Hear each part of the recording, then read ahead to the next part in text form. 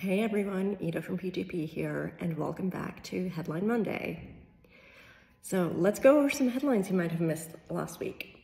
So we have some Hungarian GP news.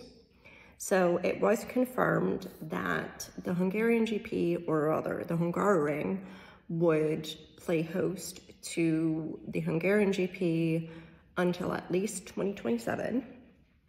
And following those news, the organizers actually confirmed that they would do some redevelopment because there were some safety issues and stuff like that. And honestly, if they're investing money, I feel like the circuit will stay on beyond 2027, but who knows? In other news, it was announced that Drive to Survive Season 6 will premiere right around the time preseason testing is on February 23rd. And then we have some driver contract news with both Charles and Lando signing multi-year extensions with Ferrari and McLaren respectively. And while we don't know how long each of those contracts are because the teams haven't said anything, the drivers haven't said anything, no one knows, it will push Charles to at least the end of, I want to say 2026. So right 1 year into the new regulations, because multi-year deal, his contract was set to expire at the end of 2024. Whereas with Lando, his contract was set to expire at the end of 25, and he too signed a multi-year deal, so I want to say at least 2027. And I'm assuming that because the new engine regulations come into play in 2026, both of them didn't want to announce how long their contracts were going to be because they kind of wanted to see how the car would perform under those new regulations, but that's just my theory. So I'm assuming those contracts will have maybe exit clauses or performance clauses or something like that. And then we have some Australian GP news actually, because maybe you guys remember last year after the race was done, or really while the race was still going on, like the last lap was still going on, people started invading the track, as is kind of normal. Like if you've ever been to a GP, basically what happens is the race finishes and then people open the gates to get onto the track, and people walk along the track and stuff like that. But basically at the Australian GP, people opened those gates to get onto the track while cars were still on track, which is super dangerous. I mean, I don't have to tell you that. So the organizers actually banned track invasions, the Australian GP organizers, meaning that the gates won't be opened in 2024.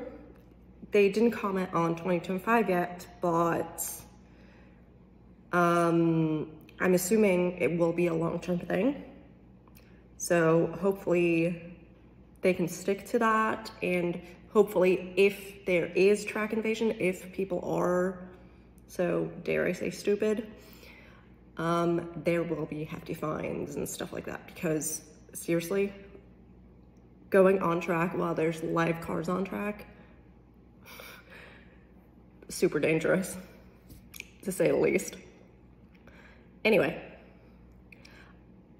in car-related news, we now have all the different car launch dates, and they're actually starting as soon as next week, with Haas being confirmed for February 2nd, Sauber and Williams we have on the 5th. Alpine 7th. Wiese Cash App Racing Bulls on the 8th. Aston Martin on the 12th. Ferrari on the 13th. A nice Valentine's Day gift from Mercedes and McLaren on the 14th. And finally, Red Bull on the 15th. So it's gonna be an interesting 10 days.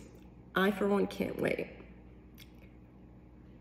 And then we have some special Ferrari news to round us out, because just on Friday, they announced that Ollie Behrman, their F2 Academy driver, their Academy driver in F2 for 2024, will actually also be on their reserve roster together with Antonio Giovinazzi and Robert Schwartzman.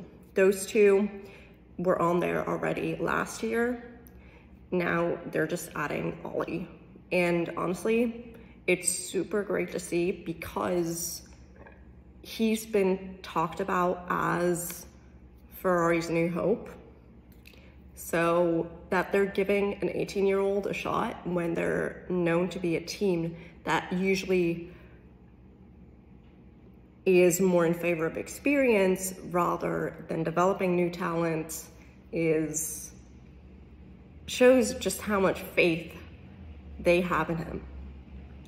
And then on the same day, it was announced that Arthur Leclerc, who actually departed the driver academy late last year, will actually be Ferrari's development driver after also having left F2,